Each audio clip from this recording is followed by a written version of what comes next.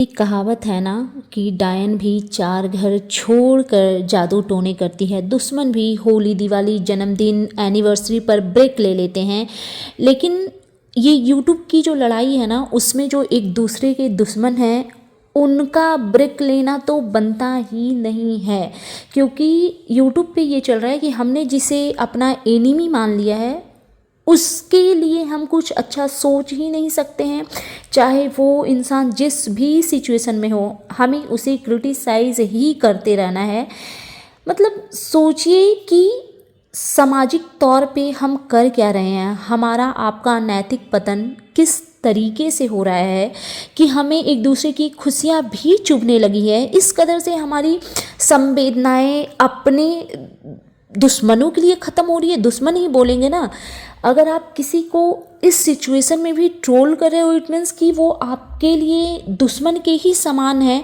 जिस तरीके से कुछ लोग किसी के इतने खुशी के मौके पे उसके वीडियो के नीचे जा कर के, जहाँ पे उस बच्ची को ब्लेसिंग्स देनी चाहिए, वहाँ पे उसके लिए निगेटिव कमेंट किया जा रहा है।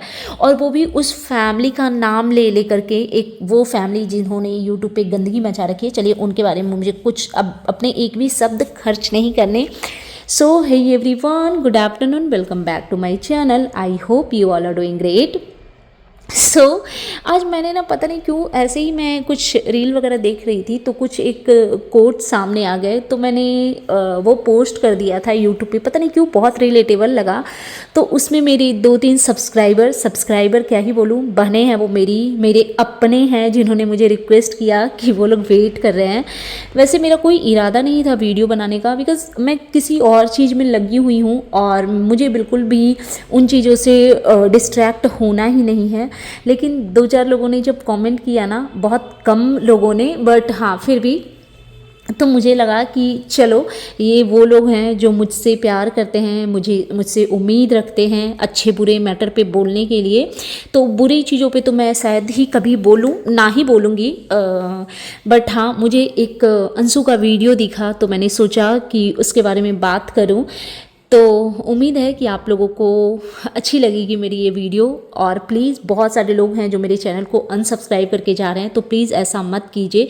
अभी मेरी बच्ची के एग्ज़ाम्स हैं फैब में, दैट्स वाई मैंने यूट्यूब से ब्रेक ले रखा है। इसका मतलब ये नहीं कि मैं यूट्यूब छोड़ दूँगी, नहीं, मैं डेफिनेटली मैं वर्क करूँगी। तो प्लीज़ चैनल को अनसब्सक्राइब प्लीज़ मत किया कीजिए। जिन्होंने कर दिया है वो सब्सक्राइब कर लीजिए, और जो लोग नए हैं इस वीडियो के थ्रू जो जुड़े हैं मेरे चैनल पे, वो प्लीज़ मेरे चैनल को सब्सक्राइब कर लीजिए। एंड वीडियो को लाइक करना बिल्कुल भी मत भूलिएगा। कमेंट करके अपना पीओवी ज़रूर दीजिएगा। तो आज मैंने अंशु का एक वीडियो देखा जिसमें वो अपनी डिलीवरी के लिए जा रही थी। बहुत खुश थी बच्ची। सबसे पहले तो कॉन्ग्रेचुलेसन अंशु और उनके हस्बैंड को भी, शुभम को भी। भगवान करे आपके लाइफ में जो खुशियाँ आने वाली है वो आपके लिए बहुत बहुत लकी साबित हो, आपके जीवन में खुशियों की बौछार हो। और सबसे बड़ी बात कि जच्चा बच्चा दोनों स्वस्थ रहे, खुश रहे। क्योंकि एक औरत के लिए ये जो मातृत्व का सुख है वो बहुत बहुत बड़ा है। मुझे लगता है कि एक औरत अपने शादी वाली दिन जितना खुश होती है, उससे भी कहीं ज़्यादा उस दिन वो खुश होती है जब वो माँ बनती है। एक औरत को परिपूर्ण करता है, पूर्ण करता है उसका माँ बनना। तो एक औरत के लिए, एक लड़की के लिए बहुत बड़ी बात है। पता है, मैं देख रही थी ना, मेरे को गुज़बम आ रहे थे, मैं इमोशनल हो रही थी। क्योंकि अंशु ने बहुत तकलीफ़ें झेली है। देखो, भले ही पुरानी बात हो गई, बट ये हमारे लिए पुरानी बात हुई, उनके लिए नहीं हुई जिन्होंने ये सब कुछ झेला है। क्योंकि उस बच्ची का कोई भी ब्लड रिलेशन है ही नहीं इस दुनिया में। तो ये पहला कोई आ रहा है जिसके साथ में अंशु का खून का रिश्ता होगा। ये बहुत बड़ी बात है। अंशु बहुत खुश थी। बस ऐसे ही तुम्हारे चेहरे पे हमेशा मुस्कान बनी रहे, और आपका बच्चा आपके लिए बहुत बहुत लकी हो, और आप तीनों का साथ हमेशा बने रहो। और जैसा कि इन्होंने बताया कि प्रीमेच्योर डिलीवरी है तो कभी कभी हो जाता है फर्स्ट चाइल्ड में, या आजकल कुछ नहीं कहा जा सकता। एक्चुअली क्या होता है ना, पहले के ज़माने में जो फीमेल वगैरह थी वो 9 मंथ प्रेगनेंसी के दौरान बहुत एक्टिव रहती थी, काम वगैरह ये वो। लेकिन आजकल लोग ना बहुत पैम्परिंग हो गए हैं, लोगों को पैम्पर चाहिए अपने हस्बैंड से, फैमिली से, तो लोग ना अपने आप को पेशेंट की तरह बना देते हैं। शायद दैट्स वाई ना आजकल डिलीवरी बहुत कॉम्प्लिकेटेड हो गई है। बट एनीवे जो भी हो, 1 महीना पहले या 10 दिन 15 दिन पहले कोई इतनी बड़ी बात नहीं है। बट हाँ, हमारे में ऐसा कहा जाता है कि 8 मंथ में बेबी नहीं आने चाहिए। आप लोग बताइएगा क्या आप लोगों में भी ऐसा होता है? हमारे बिहार में कहा जाता है कि अटकट का बच्चा अच्छा नहीं होता, मतलब अटकट मतलब 8 महीने वाला। तो होप सो कि 8 ना हो, या तो 7 ही हो, मतलब 1-2 दिन भी कम ऊपर नीचे चलता है, या फिर 9 मंथ में एटलीस्ट एंट्री कर गया हो तो ज़्यादा अच्छा होगा, ये हमारे में माना जाता है। और आप लोगों में क्या कहा जाता है आप लोग ज़रूर बताइएगा। और बिल्कुल ऐसा लग नहीं रहा था कि डिलीवरी के लिए गई है। एक्चुअली कुछ इनका अल्ट्रासाउंड वगैरह हुआ होगा तो डॉक्टर ने बोला होगा कि सब कुछ सही है, बच्चा डिलीवरी का टाइम आ गया है, तो इन्होंने डिसीजन लिया। जैसा कि अंशु ने बताया कि ये शॉपिंग वगैरह करके आई थी, सारी तैयारियां, और ये वो स्टार्टिंग में तो ये खुश भी थी गाड़ी में जब ये बोल रही थी कि ऐसे सोचा नहीं था, मैं पहली ऐसी माँ हूँ जो अपना वीडियो बना रही हूँ डिलीवरी वाले दिन, ये वो। लेकिन उसके बाद जब इनको इंजेक्शन लगा और पेन हुआ तो चेहरे के रंग थोड़े उड़े। और इनकी फैमिली वाले कोई थे नहीं, I think husband wife he doctor के पास गए होंगे, तो उन लोगों ने बोला होगा कि डिलीवरी का टाइम आ गया है, तो इन्होंने डिसीजन लिया होगा, फिर अपने पेरेंट्स को इन्फॉर्म किया होगा। तो फिर इनकी मदर इन लॉ, मौसी वगैरह जो थी वो लोग आई हुई थी। और हमारे बिहारी लोग ना बड़े ही अजीब होते हैं। अंशु ने बोला ना कि इन्होंने न्यू नाइटी पहनी थी, बट घर वालों ने एक पुराना नाइटी ला करके इनको पहना दिया।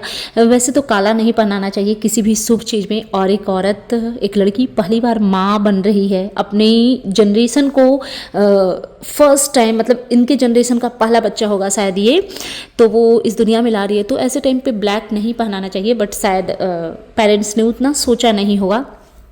खैर कोई बात नहीं, भगवान का आशीर्वाद रहता है तो कुछ भी शुभ अशुभ नहीं होता है, सब कुछ मंगलमय होता है। और लेकिन बहुत बहुत प्यारी लग रही थी अंशु ब्लैक नाइटी में, बहुत प्यारी लग रही थी जब वो वॉक कर रही थी। डॉक्टर ने बोला कि थोड़ा वॉक करना पड़ेगा, तो उसके लिए मतलब जिस टाइम पे वो वॉक कर रही थी कुछ हंसी मजाक, वो जैसा कि उसका फ़नी नेचर है, वो कुछ कुछ बोल रही थी, तो बड़ी प्यारी लग रही थी, क्यूट सी। हम वेट कर रहे हैं कि उसका दूसरा वीडियो आया जिसमें वो अपने बेबी का अनाउंसमेंट करे। फर्स्ट बच्चा है, लड़की लड़का कुछ डिफरेंस नहीं रखता आज के टाइम में, अकॉर्डिंग टू मी। बाकी सबकी अपनी अपनी सोच है। तो एक्चुअली मैं उत्सुक हूँ जानने के लिए कि कौन सा बच्चा इनका होता है। बस बच्चा स्वस्थ रहे, बेटा बेटी तो क्या ही करता है। और जब अंशु को पेन हो रहा था तो चेहरे की रंगत उड़ी हुई थी भाई। और फिर इनके हस्बैंड ने पूछा कि क्या हो रहा है। एक्चुअली पता है जब फर्स्ट टाइम कोई फादर बनता है ना, उतना सीरियसली उन चीज़ों को नहीं जान पाता, क्योंकि जब आप भाई होते हो, जब आप देवर होते हो, कज़न होते हो, तो आप किसी भी डिलीवरी वाली वुमेन को उतना ऑब्जर्व नहीं करते हो जैसे आप एज अ हस्बैंड ऑब्जर्व करते हो। तो इनका फर्स्ट चाइल्ड था, तो ये बता रही थी अंशु कि ऐसे पेन हो रहा है जैसे पीरियड में होता था उसका 100 टाइम ज़्यादा। बाबू 100 टाइम नहीं, मुझे लगता है 1000 टाइम ज़्यादा पेन होता है। तो इनके हस्बैंड बोल रहे थे कि भाग कुछ भी बोल रही हो, कुछ समथिंग ये लोग बोल रहे थे। बट वाकई में नॉर्मल डिलीवरी भाई बहुत टफ़ है। और मैं इनको पेन में देख करके मुझे अपना डिलीवरी का टाइम याद आ गया। मैं तो बर्दाश्त ही नहीं कर पाई थी भाई, मेरे से नहीं बर्दाश्त होता। मैंने डॉक्टर से सिजेरियन करने को बोल दिया था अपने फैमिली वालों से बात करके, क्योंकि पेन नहीं झेली जाती भैया। बहुत बहादुर लोग होते हैं जो इस तरीके की पेन को झेलते हैं, बहुत गंदा वाला पेन होता है। उस पेन के आगे दुनिया का हर पेन आई थिंक छोटा है, मतलब फिजिकल पेन की बात अगर मैं करूँ तो बस ज़्यादा कुछ बोलने को था नहीं। और इनके इन लॉज वगैरह खुश थे, मतलब माता जी जो थी, आंटी जी। आई विश कि अंशु की मम्मा भी होती। एक्चुअली ऐसे टाइम पे अंशु को याद तो ज़रूर आ रही होगी, क्योंकि मुझे ऐसा लगता है कि कोई भी लड़की first time, second time, third time, जितनी भी टाइम वो माँ बने, उसके साथ उसकी माँ का होना बहुत ज़रूरी होता है। ये मेरा मानना है, बाकी सबकी अपनी अपनी सोच होती है। ऐसा नहीं है, आज के टाइम पे इन लॉज़ का सोच भी काफ़ी चेंज हो गया है। जितना हमारी माएँ करती हैं उतना ही आजकल जो सासू माँ भी होती हैं बहुत आजकल केयरिंग हो गई हैं। बट यार एक माँ की बात अलग होती है। जिस तरीके से आप अपनी मम्मा को ऐसे कह सकते हो कि मम्मा बैक पेन कर रहा है मालिश करो, मम्मा तलवे में तेल लगा दो, वैसे आप सास को नहीं बोल सकते। पता नहीं कुछ लोग बोलते भी है बट पता नहीं सब लोग नहीं कंफर्टेबल होते, तो वो चीज़ है। बट चलो खुशी का दिन है और देखते हैं अभी क्या होता है। बस वीडियो पसंद आए। अच्छा हाँ, एक और चीज़, बट कुछ लोग हैं ना जो यूट्यूब पे बैठे रहते हैं गंदगी करने के लिए, उनको चैन ही नहीं है। मतलब ऐसे टाइम में भी जब एक लड़की फर्स्ट टाइम माँ बनने जा रही है, उसके लाइफ का इतना बड़ा दिन, इतना खुशी का दिन है, लेकिन उसको कमेंट करना है निगेटिव। मुझे पता था, किसी का कमेंट था कि मुझे पता था इसको प्रीमेच्योर बेबी ही होगा, क्योंकि इसको तो कभी मिसकैरेज हुआ ही नहीं था। मिसकैरेज का प्रीमेच्योर बेबी से क्या लेना देना है भाई।